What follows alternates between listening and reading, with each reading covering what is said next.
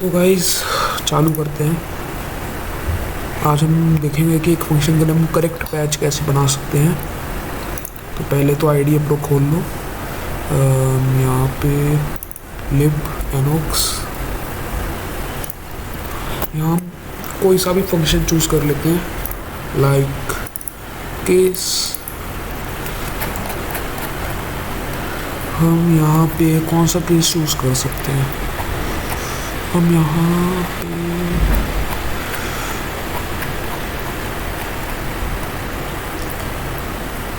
चलो ठीक है, केस 23 को चूज करते हैं। तो यहाँ पे जैसे ये एक फंक्शन है, ठीक है, ये इसका सूडो कोड है। सूडो कोड अब बेसिकली क्या होता है, जैसे कि हम कोई C++ का प्रोग्राम राइट करते हैं, उसके अंदर आपने जो भी एक फंक्शन राइट किया होगा वो ऐसा कंप्रेस्ड फॉर्म इधर हमें सूडो कोड में शो करता है, ठीक है।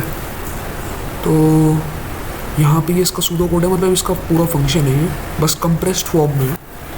तो अब इसके लिए हमें करेक्ट पैच बनाना है, मतलब करेक्ट पैच।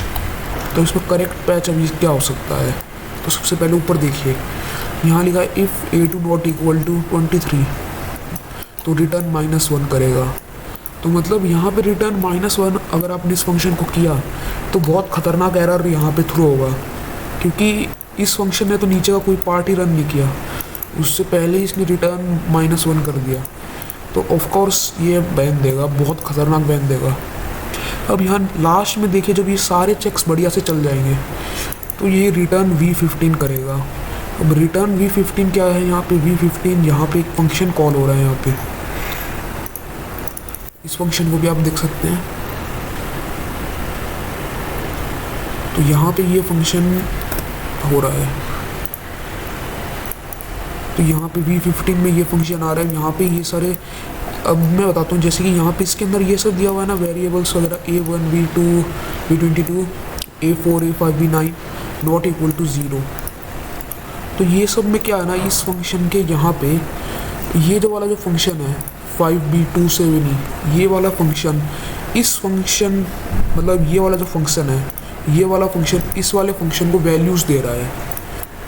देखिए, जैसे कि इस फंक्शन में a1 के अंदर वैल्यू 10, इस वाले फंक्शन के पास भी a1 में 10 आ जाएगा, मतलब इसका जो a1 है। तो यहाँ पे लास्ट में देख सकते हैं, यहाँ पे v9 लिखा हुआ है, देखिए v9। और यहाँ पे v9 देखते हैं, यहाँ पे इस फंक्शन में v9 क्या है। तो यहाँ पे इस फंक्शन में ये v9 0 है, या तो v9 तो ही है, या मोस्टली ये v9 0 ही रहता है। तो यहाँ पे अब इस फंक्शन के लिए दो केस, मतलब हम दो पैच कर सकते हैं। या तो हम इस फंक्शन को हम लोग हुक करके या नॉर्मल पैच बना के हम इस फंक्शन को रिटर्न कर दें, या तो हम सीधा रिटर्न 0 कर दें। इसे रिटर्न -1 बिल्कुल भी नहीं करना है, ठीक है। तो ये पैच हो गया। अब हम एक और केस को ले लेते हैं।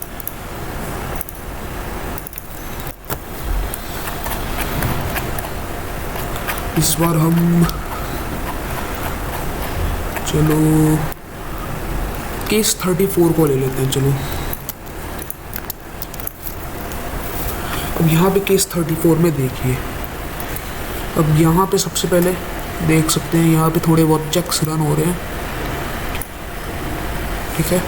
तो ये सारे चेक्स रन हो रहे हैं। अब मैं बताता हूँ यहाँ पे क्या हो रहा है। यहाँ पे देखो, जैसे कि यहाँ पे ये जो चेक रन हो रहा है, इफ़ इसके अंदर जो भी है, और उस अगर ये ट्रू है ये कंडीशन, तो ये सारे इसके अंदर के चेक्स चल रहे हैं।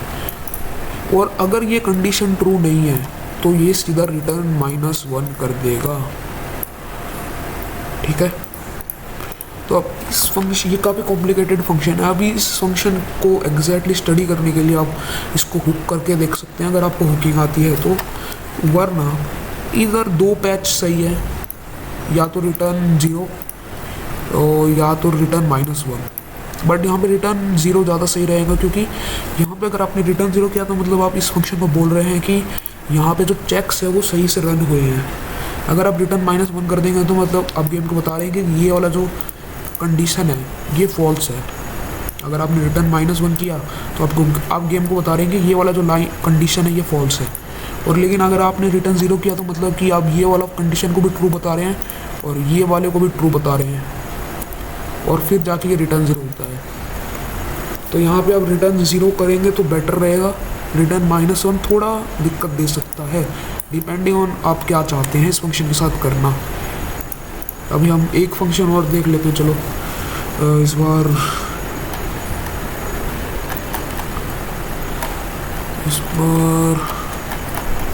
चलो केस 10 ले लेते हैं इस बार के लिए।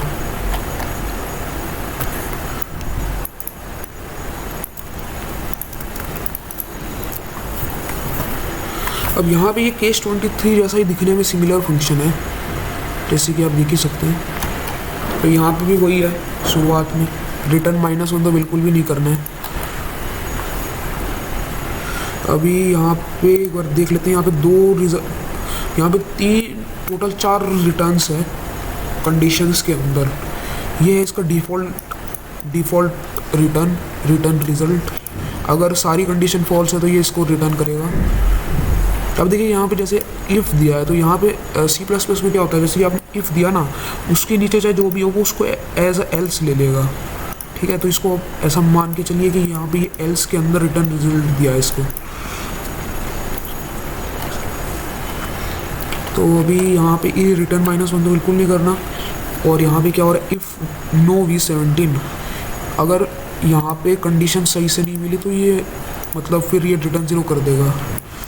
और यहाँ पे रिटर्न 1 होगा, मतलब कि अगर कोई भी कंडीशन ट्रू नहीं होती तो ये रिटर्न 1 कर देगा।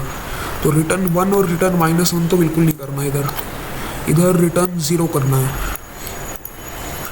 तो आई थिंक इतने एग्जांपल्स काफ़ी रहेंगे आज के लिए, अभी के लिए इतना काफ़ी है। मैं अगर आपने अच्छा सपोर्ट दिखाया तो मैं और वीडियो दूंगा, और हुकिंग पे भी मैं वीडियो बनाऊंगा। तो अभी के लिए इतना काफ़ी है। बाय।